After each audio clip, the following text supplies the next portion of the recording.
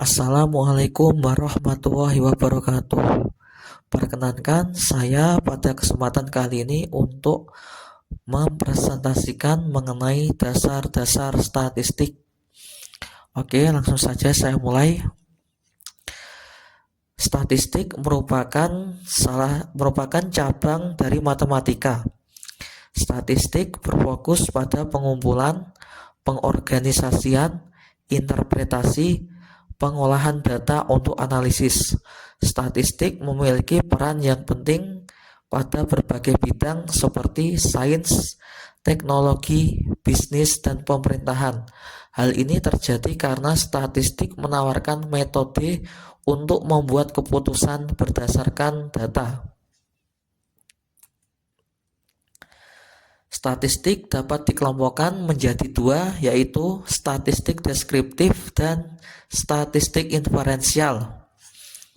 Statistik deskriptif merupakan metode yang digunakan untuk mengumpulkan, menyajikan, dan meringkas data seperti median, modus, varians, dan standar deviasi. Sedangkan statistik inferensial merupakan metode statistik yang digunakan untuk menarik kesimpulan mengenai populasi berdasarkan sampel. Contoh dari statistik inferensial yaitu estimasi parameter, uji hipotesis, dan analisis regresi. Data-data dalam statistik dapat dikategorikan menjadi 4 jenis, yaitu pertama, skala nominal. Skala nominal merupakan bentuk data dengan memberikan label pada suatu data. Namun, label tersebut tidak menunjukkan urutan dan jarak. Misal, penggunaan skala nominal adalah menominalisasi data berupa gender, yaitu laki-laki dan perempuan sebagai 1 dan 2 atau sebaliknya. Contoh lain adalah menominalisasi data warna kelopak mata, yaitu coklat, biru, dan hitam sebagai 1, 2, 3 dan label tersebut dapat dipertukarkan. Kedua, yaitu skala ordinal. Skala ordinal adalah bentuk data yang menunjukkan suatu urutan atau peringkat, namun urutan atau peringkat tersebut tidak terkuantifikasi secara jelas dan pasti. Contoh penggunaan skala ordinal adalah memberikan urutan 1, 2, dan 3 pada lomba, atau memberikan urutan 1 untuk tidak puas, 2 untuk cukup puas, dan 3 untuk sangat puas. Ketiga, terdapat skala interval. Skala interval merupakan bentuk data yang memiliki urutan dan jarak, namun tidak memiliki titik nol absolut. Hal tersebut berarti bahwa titik nol pada data bukan berarti ketiadaan, namun merupakan titik referensi. Contoh penggunaan skala interval adalah suhu pada derajat Celcius dan Kelvin.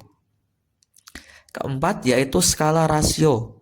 Skala rasio merupakan bentuk data yang memiliki semua sifat skala interval dan memiliki titik nol absolut. Contoh data dengan bentuk skala rasio yaitu tinggi badan, usia, dan berat badan.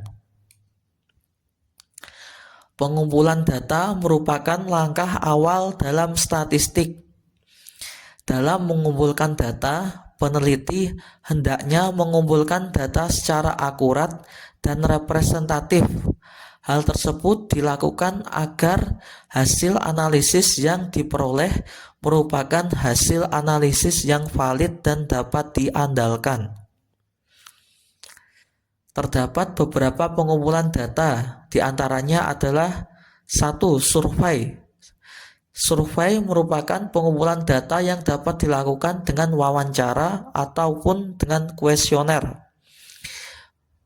Wawancara dan kuesioner dapat dilakukan secara langsung maupun tidak langsung, semisal melalui telepon ataupun wawancara dan kuesioner secara online. Kelebihan dari pengumpulan data menggunakan survei yaitu peneliti dapat memperoleh data dari banyak responden dalam waktu yang singkat. Kedua adalah eksperimen.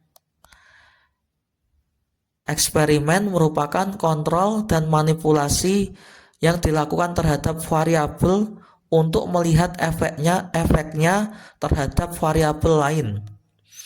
Ketiga yaitu observasi.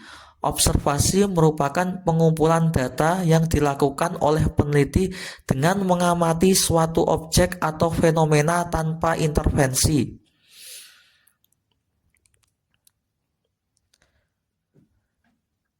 Teknik sampling.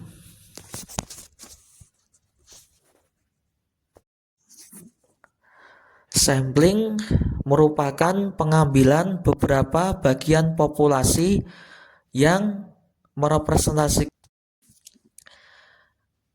Sampling merupakan pengambilan beberapa bagian populasi yang merepresentasikan populasi tersebut.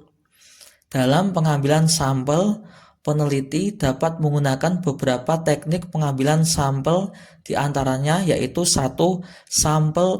Sampel acak sederhana.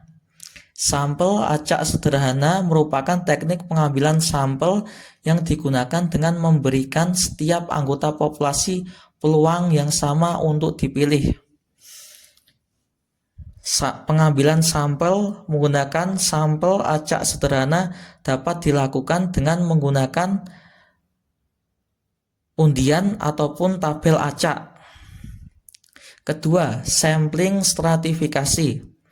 Dalam menggunakan teknik sampling stratifikasi, peneliti dapat membagi populasi dalam strata-strata untuk diambil anggota setiap strata sebagai sampel. Ketiga yaitu sampling cluster. Dalam mengambil sampel menggunakan sampling cluster, peneliti dapat membagi populasi dalam klaster-klaster yang heterogen untuk kemudian dipilih beberapa klaster.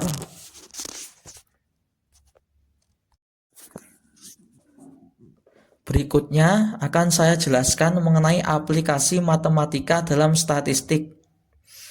Statistik tidak hanya berbicara mengenai pengumpulan dan pengolahan data, namun lebih dari itu, statistik juga meliputi penggunaan dan penerapan konsep dan metode matematika untuk memahami data.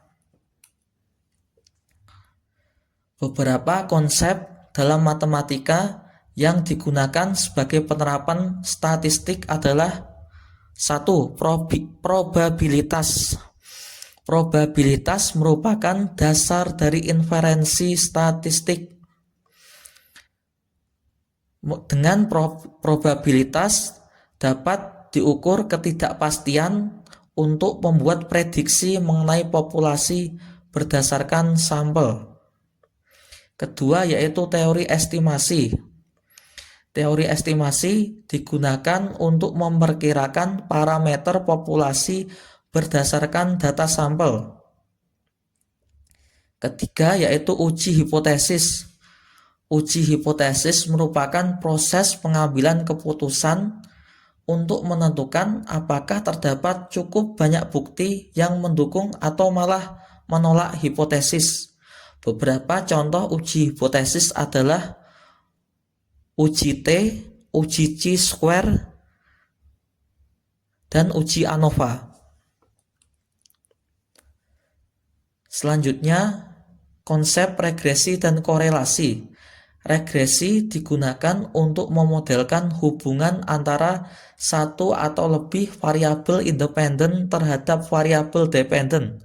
Sedangkan korelasi digunakan untuk menentukan seberapa besar kuatnya pengaruh hubungan antara dua variabel. Kelima, analisis variansi. Analisis variansi dilakukan dengan membandingkan mean 3 atau lebih kelompok untuk kemudian menentukan apakah terdapat perbedaan yang signifikan secara statistik antara rata-rata kelompok yang diuji. Kesimpulan, statistik merupakan ilmu pengetahuan yang menawarkan alat dan metode yang kuat untuk mengumpulkan, mengorganisasikan, dan menganalisis untuk memahami data. Statistik dapat digunakan dalam pembuatan keputusan berdasarkan pengamatan dan fakta-fakta yang terdapat dalam data. Statistik menggabungkan pemikiran analitis dan pemikiran deduktif untuk memberikan wawasan yang bermakna dan bermanfaat. Sekian merupakan penjelasan mengenai dasar-dasar statistik dari saya. Atas waktu dan perhatiannya saya haturkan terima kasih. Wassalamualaikum warahmatullahi wabarakatuh.